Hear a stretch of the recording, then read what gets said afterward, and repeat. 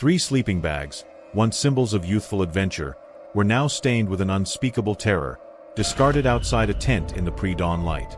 What unspeakable horror transpired within those canvas walls? What kind of monster would prey on the innocence of 3 young girls on their very first night away from home? Could you ever truly feel safe again in the quiet solitude of nature after a story like this? Share your thoughts in the comments below. And if chilling true crime stories shrouded in mystery intrigue you, make sure to subscribe to Host of Silence, so you don't miss a single untold tale. To understand how such an idyllic place could become a scene of unimaginable horror, we must go back to a warm summer night in Oklahoma, 1977. The summer of 1977 descended upon Oklahoma with its characteristic blend of oppressive heat and the promise of boundless freedom. For generations, Camp Scott had stood as a revered institution, a beacon of youthful adventure amidst the verdant embrace of the Locust Grove wilderness. Its rustic cabins and sprawling grounds, nestled beside a tranquil lake that mirrored the vast blue sky, seemed to hum with the accumulated echoes of laughter, the innocent shouts of countless children, and the timeless rituals of summer. This year, as in countless years before, hundreds of young souls eagerly anticipated days filled with canoe races across the shimmering water, captivating campfire stories under a blanket of stars, and the forging of new, unbreakable friendships that would last a lifetime. The air, thick with the scent of pine needles, damp earth, and the faint, sweet perfume of wild honeysuckle, whispered of a perfect, sun-drenched escape from the mundane routines of school and home. Yet, beneath this meticulously maintained veneer of idyllic normalcy, an almost imperceptible tremor of unease had begun to ripple through the quiet woods, a discordant note in the otherwise harmonious symphony of the approaching summer. It was a feeling that some staff members, though unable to articulate its source, had vaguely sensed in the days leading up to the campers' arrival, an unsettling quietude that felt unnatural for such a vibrant place. Among the throngs of arriving campers, 3 girls, each on the cusp of a transformative experience, found themselves drawn into the orbit of Camp Scott. Lori Lee Farmer, a sprite of 8 years, practically vibrated with an uncontainable energy. Her bright eyes, wide with wonder, drank in every detail of the bustling camp. The counselors in their crisp uniforms, the colorful banners fluttering in the breeze like flags of a newfound kingdom, the distant clang of a mess hall bell signaling the promise of communal meals. For Lori, the camp represented a boundless new world, a canvas upon which she intended to paint her most vibrant summer memories, each stroke a new adventure.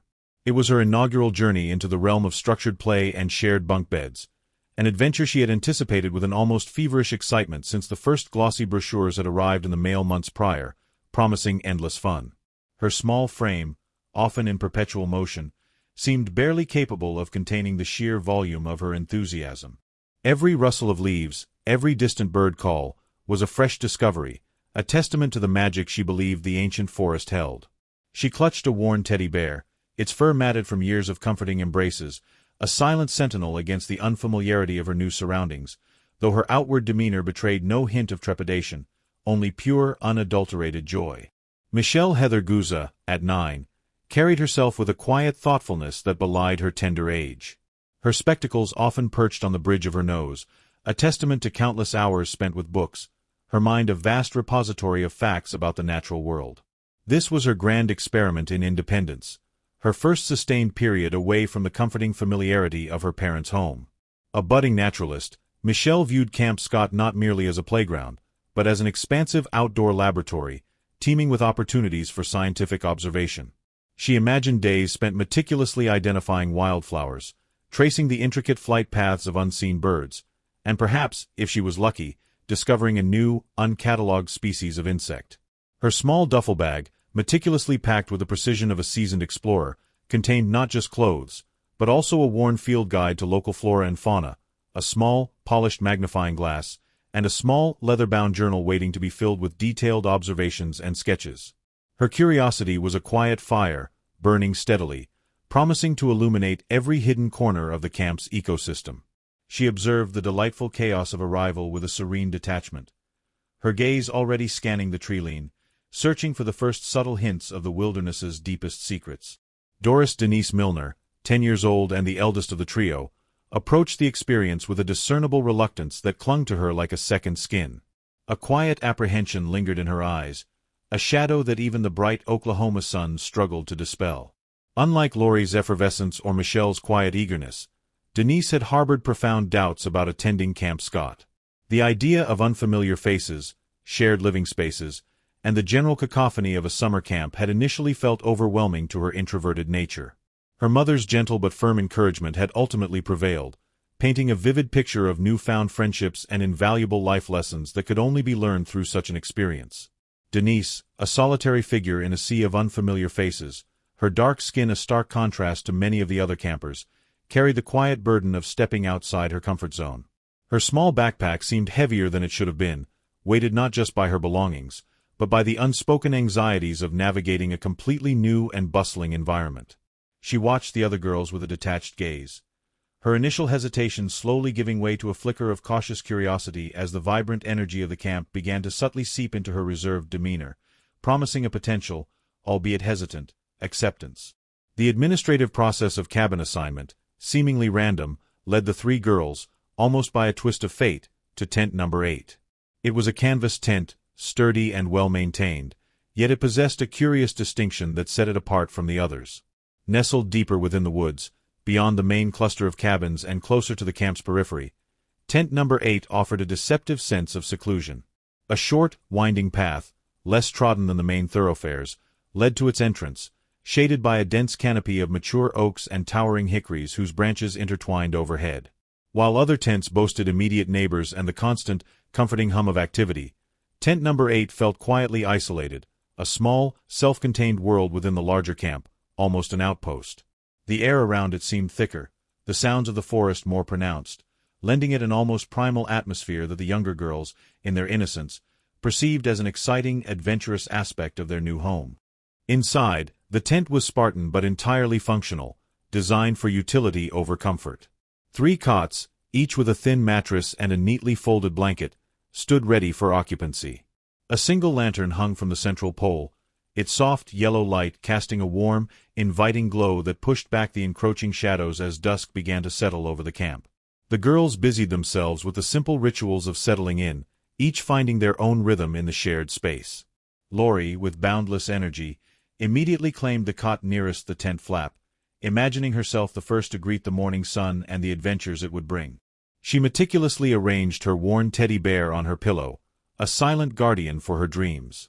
Michelle, ever methodical, chose the cot in the corner, allowing her to lean against the canvas wall as she unpacked her field guide and journal, placing them carefully on a small, makeshift bedside table fashioned from an overturned crate. Denise, with a sigh that was almost imperceptible, took the remaining cot, her movements deliberate and quiet. She unfolded her sleeping bag with a practiced ease, her gaze occasionally drifting towards the tent flap, then to the deeper, more profound shadows beyond the tent's immediate vicinity. The initial hours of their first night were filled with the gentle hum of discovery and nascent camaraderie. The girls, despite their differing personalities and backgrounds, found a common ground in the shared novelty of their surroundings, a silent understanding that transcended their individual anxieties. Lori pointed out the strange patterns of moonlight filtering through the tree canopy, imagining them as secret messages from the forest spirits. Michelle, ever the observer, identified the distinct melancholic call of a whippoorwill from the nearby woods, then the rustle of a small animal in the undergrowth just outside their tent, its movements barely audible. Denise, slowly shedding her reserve, offered quiet observations, her initial apprehension softening into a cautious curiosity as the night unfolded around them. The air grew cooler, carrying the distant, muffled strains of campfire songs from the main lodge, a comforting sound that slowly receded into the background as the vast camp settled into its nightly slumber, its collective breath growing shallow and even. Yet, a subtle undercurrent of unease, largely unnoticed or consciously dismissed by the camp's leadership, had preceded their arrival. Whispers had rippled through the staff in the preceding days, dismissed as camp folklore, overactive imaginations, or simple pre-camp jitters. Odd sounds, faint and indistinct, had been reported near the periphery of the campgrounds, rustling in the undergrowth that wasn't wind, a distant snap of a twig when no one was near, a muffled thud that seemed to echo from the deeper woods. More disturbing, a groundskeeper had discovered a crudely scrawled note, its message cryptic and unsettling, tucked beneath a rock near the main lodge. It spoke of uninvited guests and broken promises, its dark ink bleeding slightly into the paper, a chilling premonition that went unheeded. Another counselor, while preparing a remote trail, had found a small, effigy-like figure, crudely fashioned from twigs and twine, hanging from a low branch, its presence a stark contrast to the innocent atmosphere of the camp. These peculiar findings, deemed mere pranks by overly zealous campers or dismissed as the harmless eccentricities of the wilderness, had been crumpled, discarded, or simply ignored. Their ominous warnings were lost to the wind, absorbed by the pervasive optimism of the season. The camp director, a man of practical mind and unwavering belief in the camp security, had attributed the incidents to adolescent mischief or the typical anxieties of preparing for a large influx of children. The idea that something genuinely malevolent could infiltrate the sanctuary of Camp Scott was simply beyond the realm of his consideration, a thought too dark to entertain. As the night deepened, the sounds of the forest grew more pronounced, transforming into a symphony of crickets, cicadas, and the rustling of unseen nocturnal creatures foraging beneath the fallen leaves. The distant glow of the main camp faded entirely, leaving tent number 8 enveloped in a profound quietude, broken only by the natural rhythmic sounds of the wilderness and the gentle breathing of its occupants. Lori, her excitement finally yielding to exhaustion, was the first to succumb to sleep, her small body curled tightly in her sleeping bag, her worn teddy bear clutched to her chest, a silent guardian of her dreams. Michelle, after a final lingering look at her beloved field guide, carefully placed it beside her cot, her mind already drifting into dreams of forest discoveries and scientific wonders.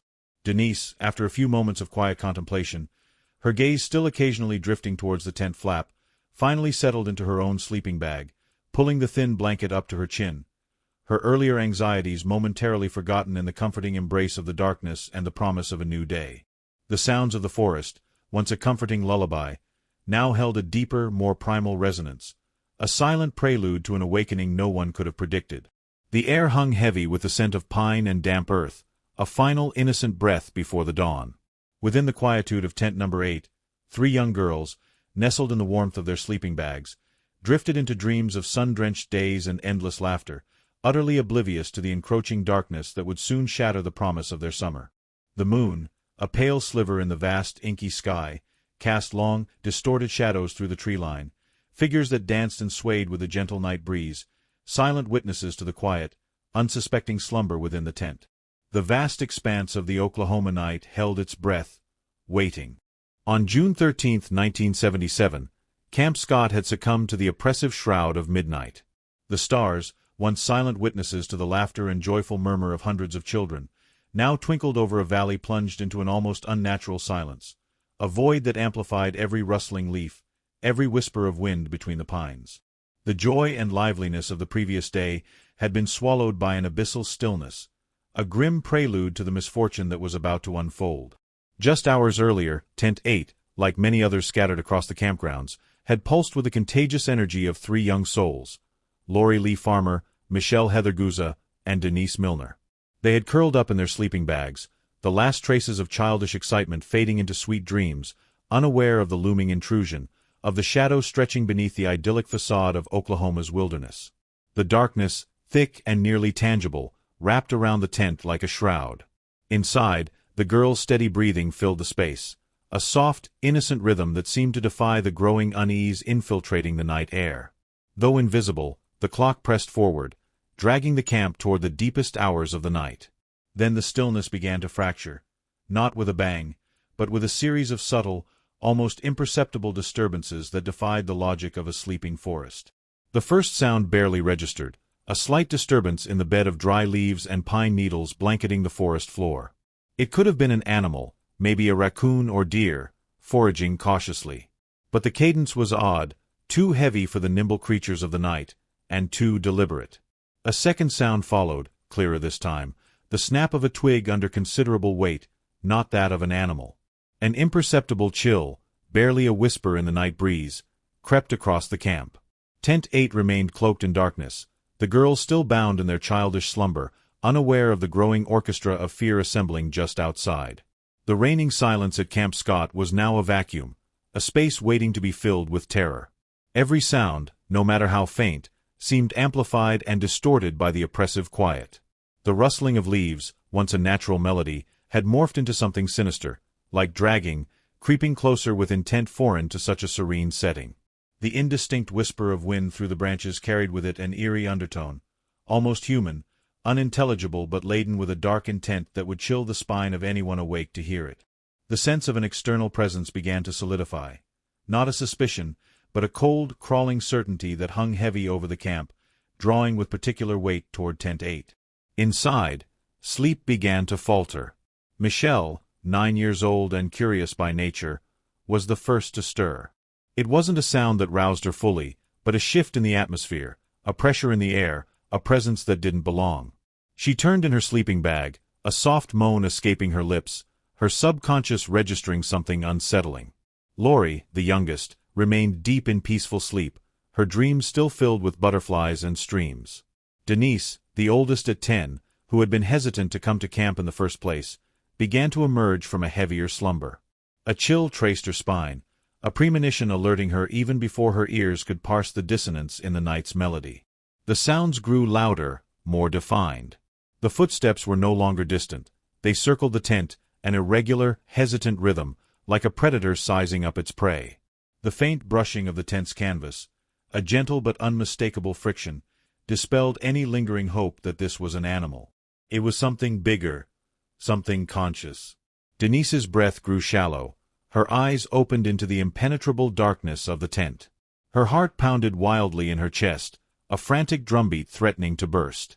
She lay still, a small knot of frozen fear inside her sleeping bag, listening, hoping the sounds would fade, that fantasy would vanish with the dawn's light. But the fantasy did not vanish. Instead, reality imposed itself with a silent, chilling violence. The canvas of the tent shifted, not with the wind, but under an unseen hand seeking entry. The zipper, once a secure barrier, gave way with a nearly inaudible sound that echoed like thunder in the disturbed silence. Cold night air flooded the tent, bringing not only the dampness of the forest, but a strange, metallic, musky odor, alien to the natural surroundings of the camp. A figure, more a blot in the already dense darkness than a distinct form, entered the sacred space of the tent. There were no screams. The fear was so absolute it smothered their throats, transforming any potential outcry into muffled whispers of terror. The silence inside the tent was broken only by the frantic heartbeats and shallow breaths of the girls struggling to comprehend the intruder's presence. The tension was unbearable, a tight knot in the stomach, as the horror unfolded with calculated cruelty. Denise, with the sudden terrifying awareness that the threat was real, and that stillness meant annihilation, found a flicker of desperate courage. Her body, frozen by fear, reacted with a primal survival instinct. In a swift, silent motion, she tried to wriggle free from her sleeping bag, fighting the tangled fabric that ensnared her. Her small muscles tightened with the effort, every fiber of her being straining toward the tent's entrance, toward what she hoped was salvation in the darkness outside. Hope, however faint, flickered in her mind for a brief, almost imperceptible moment. She managed to move a few inches, a silent breath of relief filling her lungs. Her fingertips brushed the cold canvas near the opening, freedom almost within reach. But hope was brutally crushed. A sudden, overwhelming force, merciless and unseen, grabbed her. Not with a blow, but with an irresistible pull. It was a drag that offered no chance to fight back, an implacable draw that pulled her back into the tense darkness, into the heart of her nightmare. Her small arms flailed in the cold air, her throat tingled with a scream that never came. Her body twisted in a silent struggle for life, but the force was too strong, the assailants were far more powerful than her will to live. The sound of fabric dragging across the ground, the soft brushing of canvas against her body as she was pulled back, these were the only witnesses to her desperate attempt. The terror in her wide eyes, unable to see through the darkness, was palpable. The sensation of being overpowered, her fate sealed by a cruel and unseen hand, was more terrifying than any image. Silence returned, but now it was a heavy, suffocating silence, echoing with the memory of a struggle fought and lost without a sound. The night dragged on, each minute crawling with agonizing slowness. Inside Tent 8, the silence following Denise's brief, desperate struggle stood as a chilling testament to the darkness that had prevailed. The air was thick, saturated with a metallic, suffocating scent that did not belong in a summer camp. The stars still glittered indifferently above the trees, their cold, distant light failing to pierce the horror-veiling Camp Scott. Outside the tent, the trail of horror manifested in subtle but unmistakable traces. Small dark stains, nearly invisible in the still dominant darkness, dotted the pine needles and dry leaves that carpeted the forest floor. They were faint marks, muted evidence of unspeakable violence that had erupted in the night's tranquility. The ground, once seemingly untouched, now showed disturbed earth in places, as if a silent, brutal struggle had marred its surface. A small object, perhaps a piece of rope or a fragment of cloth, lay forgotten among the roots of a tree, a trace left behind in the haste of escape, a grim echo of the tragedy that had just unfolded. The camp's silence persisted, but it was no longer the peaceful stillness of sleeping nature. It was now a forced silence, a veil of horror shrouding what had transpired. The air was cold, but a deeper, visceral chill permeated the very essence of the place. The wind that gently moved through the trees no longer carried the scent of the forest, but a silent lament, a breath of terror that had been smothered. Slowly, almost imperceptibly, the night's darkness began to lift. To the east, a faint gray light emerged on the horizon, promising the arrival of a new day. The long, twisted shadows of the trees began to recede, and the once indistinct shapes of the tent and surrounding terrain took clearer form. The first birdsong, heralding the dawn, began to echo through the forest, a sweet, innocent melody that seemed completely out of place amid the desolation left by the night. But with the sunrise came a dark and undeniable truth. The night had not simply passed, it had taken something irreplaceable. Innocence had been violated, and life, the vibrant breath of Laurie, Michelle, and Denise, had been brutally extinguished. Camp Scott, which had promised joy and childhood adventure, was now stained by an act of unimaginable evil.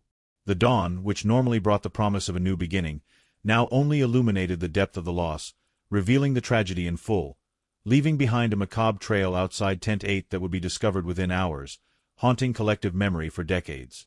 The night of June 13, 1977, would forever stand as a reminder of how darkness can seep even into the most innocent places, leaving only the cold shadow of fear and the unbearable pain of loss. The rising sun brought not warmth, but a chilling clarity of the depth of darkness that had consumed the preceding hours, marking Camp Scott with an indelible stain of horror. The sun, a golden and promising disk, began to rise over the rolling horizon of Oklahoma, casting its first timid rays of light through the dense tapestry of foliage at Camp Scott. The air, still fresh with night dew, carried the pungent scent of pine and damp earth, a fragrance that, on any other day, would have evoked a bucolic peace and the joyful anticipation of a vibrant summer. But on that morning of June 13, 1977, that promise of serenity was about to be brutally shattered, replaced by a horror that would become permanently etched into the nation's collective memory. Carla Wilhite, an 18-year-old camp counselor, emerged from her cabin with the mechanical precision of her morning routine. Light sleep, the kind so common among those entrusted with young lives, had already left her. The nocturnal chorus of crickets had given way to the first chirps of birds and the rising hum of cicadas, heralding another hot, stifling day. With a soft sigh, she adjusted her shirt hem and tied her hair, preparing for the morning rounds, a simple daily task to ensure all the young campers were safe and ready for the day's activities. Her canvas sneakers made little noise over the damp, packed earth as she followed the familiar path between wooden cabins. Most of the camp's occupants were still asleep, immersed in the innocent dreams of childhood. A nearly reverent silence hung over the grounds, a stillness that, in hindsight, felt unbearably ominous. But a subtle, almost imperceptible sense of apprehension began to creep down Carla's spine. It wasn't the cold of the early hour that gave her chills, but a discordant sensation, an inexplicable foreboding that defied logic. She tried to shake it off, blaming fatigue or an overactive imagination, but the unease lingered, a persistent whisper in the back of her mind. Her route took her toward the tent area, closer to the edge of the forest, where the younger girls, including Laurie Lee Farmer, Michelle Heather Guza, and Denise Milner, were housed. As she approached Tent 8, a patch of unusually bright color on the forest floor just beyond the beaten trail caught her eye. It stood in stark contrast to the earthy tones of the underbrush, a shape that didn't belong in the natural landscape. Carla's previously calm, rhythmic steps faltered and stopped entirely. A knot of ice began to form in her stomach. What she saw, gradually materializing from the shadows of early dawn, was a tableau of indescribable horror, a sight that defied understanding. 3 sleeping bags, with their familiar bright patterns, lay strewn haphazardly just outside the flap of the tent, partially obscured by the low branches of a bush. They were stained, not with morning dew or the common grime of camp life, but with something far more sinister. A dark, viscous liquid of deep crimson hue spread across the fabric, blooming like grotesque flowers on the canvas. As the sunlight intensified, piercing the lingering twilight, the unthinkable became brutally clear. From the folds of the soaked sleeping bags, fragments of small bodies emerged. A tiny arm, a lock of hair, a pale and motionless face. Laurie, Michelle, Denise. Their names echoed in the cave of Carla's mind, each syllable a hammer blow to her fragile grasp on reality. Their young forms, once vibrant with life and laughter, now lay eerily silent, grotesquely still. The absence of movement, the complete lack of the gentle rise and fall of a child's breath, was a chilling testimony to the tragedy. The realization hit Carla with the force of a physical blow, knocking the breath from her lungs. Her wide eyes, full of disbelief, scanned the scene, searching for a logical explanation, some sign that this was a waking nightmare. But there was none. Only the eerie silence of the pre-dawn forest, broken now by the frantic pounding of her heart, a deafening rhythm in her ears. A suffocating wave of nausea surged through her, threatening to topple her. Her throat tightened, raw and burning, as she struggled to force out a sound, any sound, to shatter the terrifying silence that engulfed her. It took monumental effort, but she finally let out a desperate primal scream, wrenched from the depths of her being, a sound that was less human lament than an animalistic shriek of pure, unfiltered terror. The scream tore through the tranquil morning air, echoing through the distant trees, shattering the illusion of safety at the camp and awakening it to an unthinkable reality. Carla's sharp, piercing cry, strange and terrifying, cut through the sleeping camp like a physical force. It was a sound that instantly summoned fear, rousing counselors and campers from their morning rest. Moments later, the first figures emerged from the cabins, disoriented and confused, drawn by the raw anguish in Carla's voice. Their initial expressions of sleepy irritation quickly transformed into wide-eyed horror as they followed her gaze, their eyes landing on the unspeakable scene near Tent 8. A collective gasp rippled through the small crowd beginning to gather. Counselors, older campers, and eventually the camp director, whose face lost all color at the sight of the macabre discovery. Panic, cold and merciless, began to sweep through the clearing. Disjointed cries, muffled sobs, and frantic murmurs of disbelief replaced the soft sounds of nature. The idyllic summer refuge, a sanctuary of youthful innocence, was instantly transformed into a whirlwind of mourning and unimaginable chaos. In a span of time that felt eternal, but likely lasted only minutes, the first distant wail of a siren pierced the morning air, steadily growing louder, a discordant symphony of approaching authority and grim consequence. Soon, the gravel path leading to Camp Scott was churned by the tires of several police cruisers, their red and blue lights flashing, casting an ominous, pulsing glow over the dewy landscape. Uniformed officers, with serious and professional faces, stepped out of their vehicles, their purposeful movements a jarring contrast to the hysteria unfolding around them. The camp, once a vibrant tapestry of laughter and learning, quickly became a meticulously cordoned-off crime scene. Yellow tape, stark and unyielding, materialized, surrounding the immediate area and forming a barrier between innocence and the unspeakable. Investigators, gloved and precise, moved with solemn purpose, their sharp eyes analyzing every inch of the violated ground. The thorough investigation began. Every blade of grass, every disturbed pebble, became a potential clue in a silent, terrifying narrative. The focus quickly narrowed to Tent 8, where the horrific discovery had been made. Bloodstains, smudged and visibly stark, marked the outside canvas of the tent, a mute testimony to a brutal struggle that likely began within what was supposed to be a safe haven. Nearby, imprinted into the soft, moist earth, were distinct footprints, unmistakably from a man's shoe. Their size and depth suggested a heavy step, an imposing presence that stood in eerie contrast to the small, delicate tracks left by children. These footprints trailed away from the tent, disappearing into the dense underbrush, a ghostly path hinting at the assailant's escape. Investigators methodically scoured the area, their flashlights, despite the growing daylight, cutting through shadows to reveal hidden horrors. Near the bodies, partially concealed under a clump of wild ferns, a small metal flashlight was recovered. Its lens was cracked, and embedded in the fracture, a single dark hair glinted faintly, a macabre trophy left behind. Not far from it, tangled in a thorny bush, was a bandana, its once bright red color now dulled and stained with the same dark, viscous liquid that soaked the sleeping bags. The grave significance of these objects was immediately clear. They were direct, tangible links to the perpetrator, chilling remnants of a night of unimaginable terror. The coroners, their faces etched with professional solemnity, performed preliminary assessments at the scene, confirming the worst fears. The small bodies of Lori Lee Farmer and Michelle Heather Gouza bore unmistakable signs of extreme violence. Their innocent lives had been brutally ended by repeated blows, their skulls crushed with the force of a blunt object. The sheer brutality of their deaths spoke volumes of the perpetrators' inhumanity, a chilling testament to rage unleashed upon defenseless children. Denise Milner, the oldest of the three, had suffered an even more horrific fate. Findings indicated she had been sexually assaulted before being strangled to death. The combination of these discoveries painted a terrifying picture of a depraved act, a violation of innocence that left an indelible scar on the community's collective psyche. As the full, unspeakable truth of that morning's discovery began to spread like wildfire, the camp descended into a state of organized chaos. Authorities acted swiftly and decisively. The remaining campers, wide-eyed with fear and confusion, were systematically gathered, their innocent faces reflecting the dawning horror seen in the adults around them. Their summer adventure, meant to be a carefree escape into nature, had turned into a nightmare. Buses, hastily summoned, arrived to transport them away from the site of unimaginable tragedy. Parents, receiving the devastating news via frantic calls and official notices, converged at the camp's entrance, their faces a canvas of disbelief, anguish, and desperate, agonizing fear for their own children. The air was thick with the sounds of weeping, frantic questions, and the eerie silence of those too shocked to speak.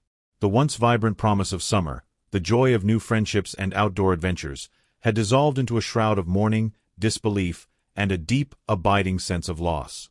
Camp Scott, once a beloved sanctuary, had been irrevocably defiled, its memory forever stained by the brutal, senseless murders of 3 innocent girls. The sun, now fully risen, bathed the scene in bright, deceptive light, but it could not lift the impenetrable shadow that had fallen over the hearts of all touched by the horror of that morning in Oklahoma. The dawn over Camp Scott, on that fateful June day in 1977, brought neither light nor clarity. Instead, a mist of terror and uncertainty hovered over the dense forests of Oklahoma, pressing down on the air with its invisible weight. The natural beauty of the camp, once a haven of innocence and childlike joy, was now tainted by unspeakable darkness. The crime scene, a small space where the lives of 3 young Girl Scouts had been brutally extinguished, was immediately sealed off. Yellow caution tape, a jarring contrast against the lush green of the foliage, snaked through the area, marking the boundaries of the violated sanctuary. The stillness that followed was not one of peace, but an oppressive silence, interrupted only by the low murmurs of the officers and the rustling of leaves beneath the careful steps of the investigators. News of the Girl Scout massacre spread like an uncontrollable wildfire, sweeping through the local community and then across the entire country.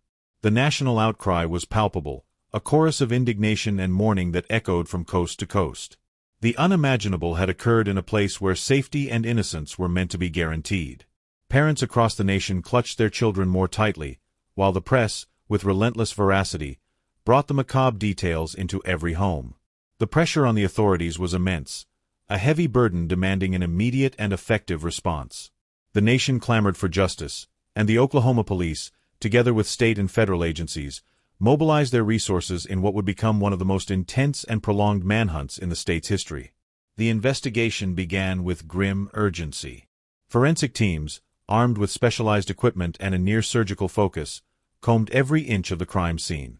The soft forest floor, the ancient trees that had borne silent witness to the horror, and the few belongings of the victims were examined with excruciating thoroughness.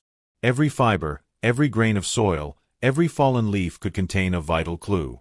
Ballistics experts analyzed the recovered projectiles, searching for patterns that might lead to the murder weapon. Pathologists worked tirelessly, their detailed reports painting a clinical portrait of the brutal violence, providing crucial information about the nature of the wounds and the possible modus operandi of the assailant. The morning chill gave way to suffocating humidity and heat, but the investigators pressed on relentlessly, under the crushing shadow of tragedy. Among the recovered and meticulously catalogued items were fragments of evidence that at first appeared insignificant. A piece of torn fabric, a partial footprint in the damp soil, the trace of an object that didn't belong at the camp. Each of these elements was sent for forensic analysis, where scientists in state and federal labs worked tirelessly to extract hidden information. The techniques available in 1977, though less advanced than those of today, were applied with rigor and dedication. Fingerprint exams, fiber analysis, soil comparisons, everything was carried out in hopes of constructing a profile of the killer. With each new discovery, however small, the investigation team felt a flicker of hope, a small victory in the vast and suffocating darkness that surrounded them. Patience was a virtue, but urgency set the pace. As the investigation advanced, a chilling revelation emerged, casting a new and sinister light on the events. Days before the crime, a threatening letter had been found at the camp. At the time, it had been treated as an isolated incident, perhaps a tasteless prank or a provocation by a disturbed individual, but not directly linked to any imminent threat of lethal violence. The content of the letter was vague, but its tone was unmistakably hostile, laden with a malevolence that now fit perfectly into the horror that had unfolded. The letter, which had previously been filed away with other minor incidents, was quickly retrieved and examined with renewed intensity. The handwriting, the type of paper, any detail could be the key. The discovery of the threatening letter transformed the perception of the crime. What might have previously been considered an impulsive act of violence now revealed itself to be something far more disturbing, a premeditated act. The coldness and cruelty of the murders, combined with the existence of a prior threat, suggested sinister planning. The killer had not acted by chance. He had prepared, stalked, perhaps even selected his victims in advance. This revelation sent a chill down the investigators' spines. Premeditation meant a level of malevolence and calculation that made the assailant even more dangerous, a predator who had meticulously orchestrated his attack. The atmosphere in the investigation's war room became even more tense, permeated by a growing urgency and fear for the safety of others. With this new understanding of premeditation, police redirected their efforts to identifying individuals with a history of violent behavior and connections to rural Oklahoma. It was in this context that one name emerged with alarming frequency: Gene Leroy Hart. Hart, then 34 years old, was no stranger to the justice system. His name carried a dark weight, associated with a disturbing history of rape and abduction. He was a dangerous fugitive, a man who had escaped from prison years earlier, in 1973, and since then had lived a clandestine life in the remote, wild regions of Oklahoma. Hart's criminal record was extensive and chilling, painting a portrait of a man prone to violence, with a flagrant disregard for the law and the safety of others. Hart's escape had been a significant event at the time, but his reclusive life in Oklahoma's forests and valleys had kept him out of the spotlight until now. He was known for his ability to survive in nature, using the rugged terrain and dense woodlands as his hiding place. His reputation as a dangerous and elusive man, capable of disappearing without a trace, was already well established among local authorities. Now, with the tragedy at Camp Scott and the evidence of premeditation, Gene Leroy Hart's profile disturbingly matched that of the sought-after killer. He became the primary suspect, the epicenter of the investigation, and the manhunt for him took on epic proportions. The hunt for Gene Leroy Hart was relentless and exhaustive, stretching over a long, agonizing 10 months. It mobilized a wide range of security forces, including the Oklahoma State Police, the FBI, sheriffs from several counties, and even local volunteers familiar with the terrain. Hundreds of men and women, armed with maps, radios, and an unshakable sense of purpose, combed the vast, unforgiving landscapes of Oklahoma. Aircraft flew over the forests, helicopters with searchlights swept the land at night, and tracking dogs were deployed in hopes of picking up the faintest trace of the fugitive. With each passing day, determination grew, but so did frustration. The search teams faced monumental challenges. The terrain was treacherous, composed of dense woods, winding rivers, and hidden caves that served as perfect hideouts. Hart, with his intimate knowledge of the area and experience in evasion, always seemed one step ahead. Clues were scarce and often led to dead ends, deepening the investigators' sense of despair. The seasons changed. The suffocating heat of summer gave way to the biting cold of fall, and then to a harsh winter with snowstorms and freezing temperatures. The search team's perseverance was tested daily, but the memory of the 3 murdered Girl Scouts served as a constant reminder of the mission's importance. Tension and fear spread through the community like a contagious disease. Parents forbade their children from playing outside, doors were locked with renewed vigilance, and mistrust hung thick in the air. The once peaceful and welcoming rural region of Oklahoma was overtaken by a shadow of terror.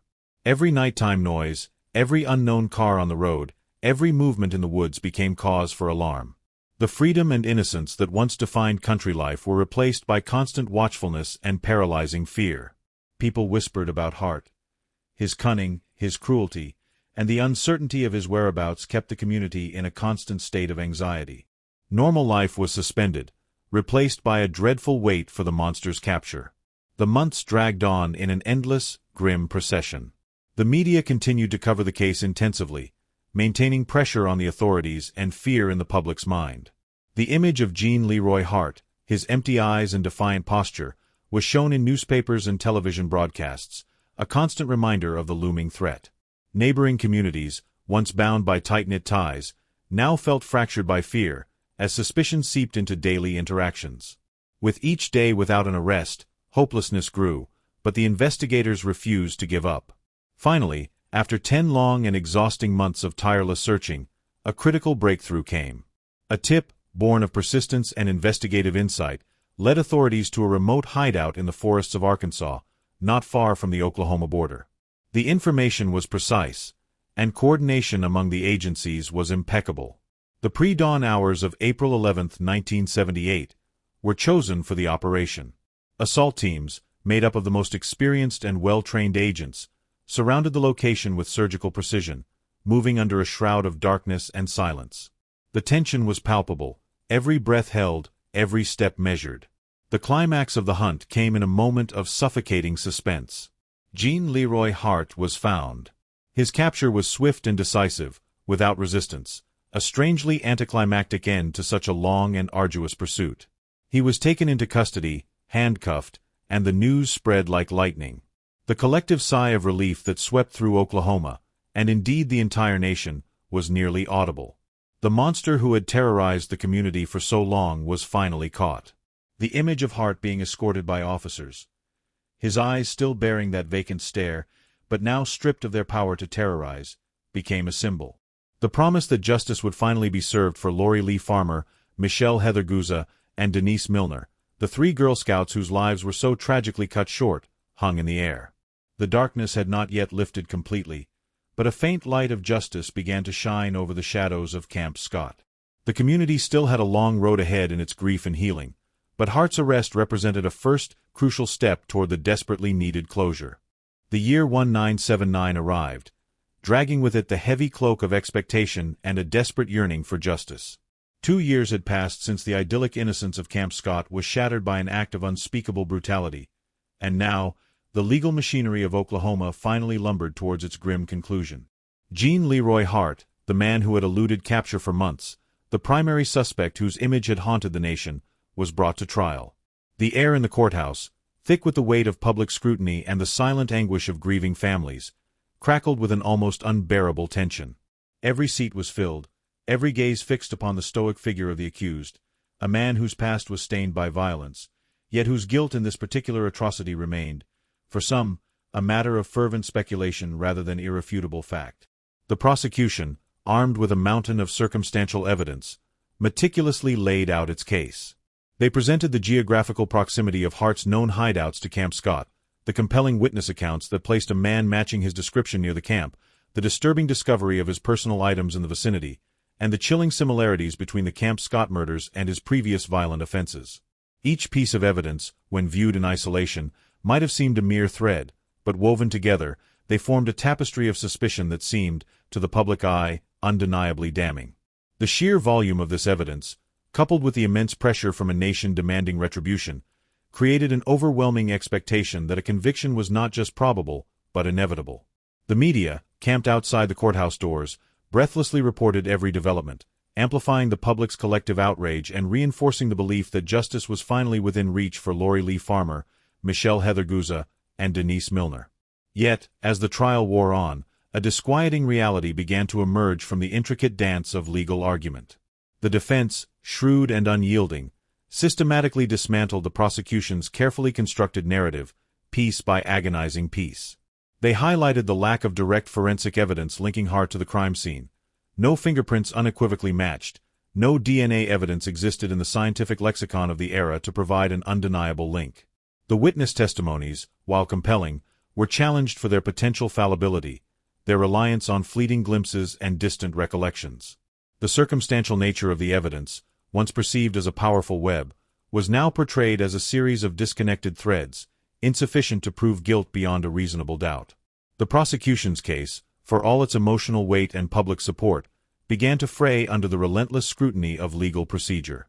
The courtroom, once a crucible of certainty, transformed into an arena of ambiguity, where the technicalities of law began to overshadow the raw, aching demand for justice.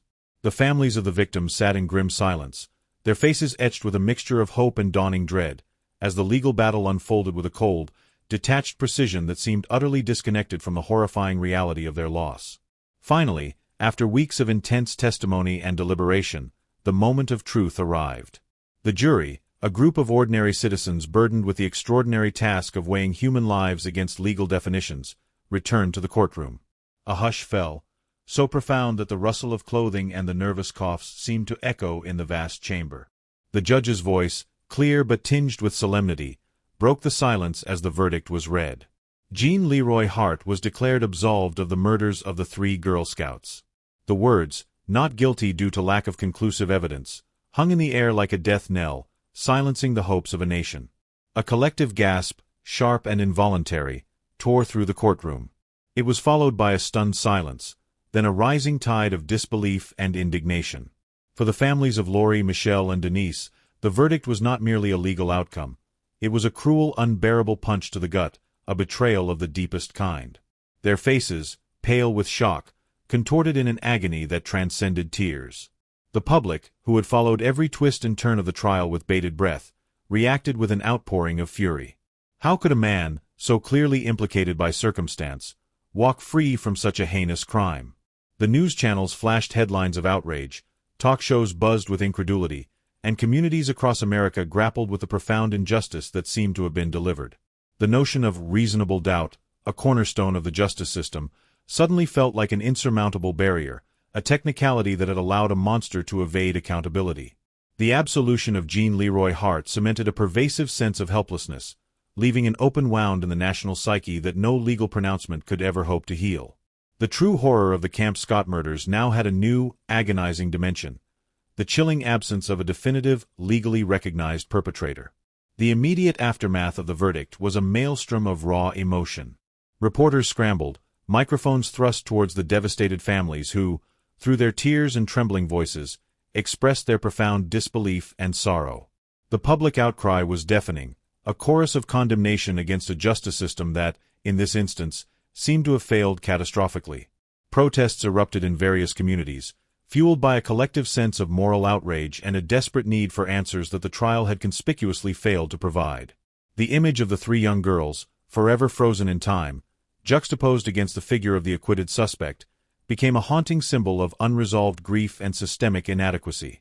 The legal proceedings, intended to bring closure, had instead ripped open old wounds and inflicted new ones, leaving behind a trail of unanswered questions and an enduring sense of profound injustice that settled over the case like a permanent, suffocating fog. Months later, as the shock of the acquittal began to morph into a dull, persistent ache, news broke that reignited the embers of public fascination and despair.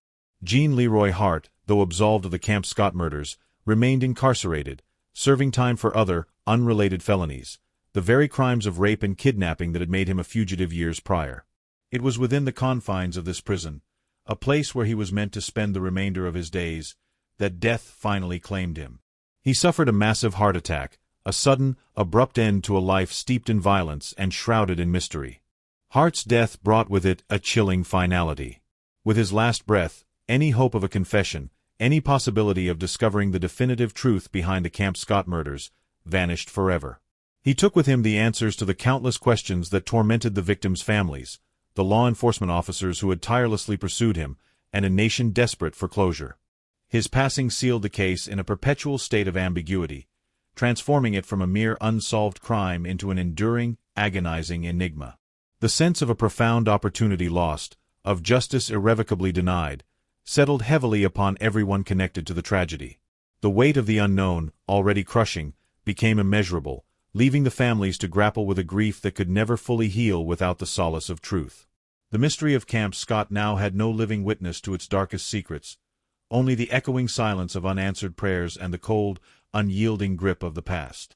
The tragedy of Camp Scott, however, left behind more than just unanswered questions and a legacy of legal frustration.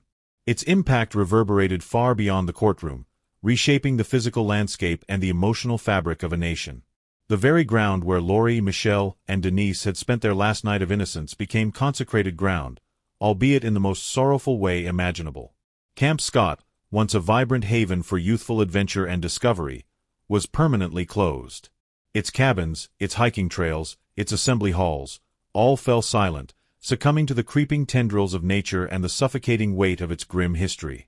The laughter of children that once filled its air was replaced by the mournful rustle of leaves and the chilling whisper of the wind through empty spaces.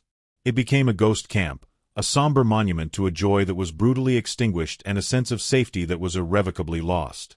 But among the desolate structures, one particular tent cabin stood out, its very existence a stark, haunting reminder of the horror. Tent number 8, the site of the unspeakable crime, was never used again. It stood empty, a silent sentinel to the lives violently taken within its canvas walls. It became a pilgrimage site for those who sought to pay their respects, a place where the weight of the past was almost unbearable. The very air around it seemed to hum with sorrow, a perpetual testament to the 3 young lives that ended there. It was more than just a tent, it was a tomb, an enduring symbol of a shattered dream and an innocence forever stolen.